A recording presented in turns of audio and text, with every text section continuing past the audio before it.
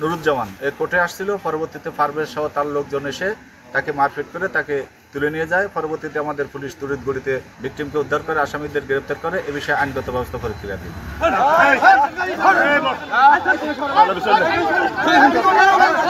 বিদেশে যাওয়ার টাকা নিয়ে উভয়ের বিরোধ আছে, টাকা পয়সার লেনদেন সম্পর্কে বিরোধ আছে। যে বিষয়ে বিজ্ঞ আদালতে মামলা চলমান, মামলার বর্তমানে ভিকটিম নুরুজ্জামান কোর্টে আসছিল, পরবর্তীতে পারভেজ সহ তার লোকজন এসে তাকে মারপিট করে তাকে তুলে নিয়ে যায়। পরবর্তীতে আমাদের পুলিশ তড়িৎ গতিতে ভিকটিমকে উদ্ধার করে আসামিদের গ্রেপ্তার করে এ বিষয়ে আইনগত ব্যবস্থা প্রক্রিয়া দিই।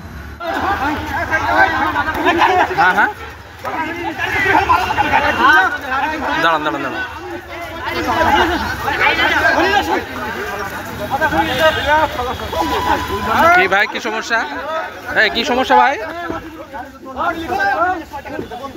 হ্যাঁ হ্যাঁ হ্যাঁ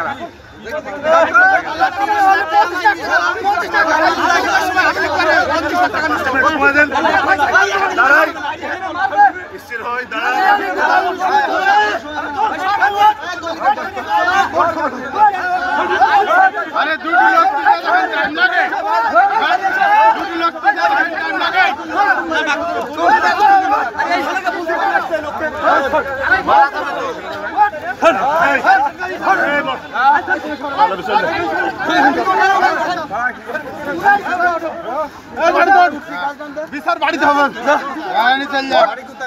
গাড়িতে যান 32 লাখ টাকা নিছে 25 লাখ শালা গরিব মানুষের টাকা নিছে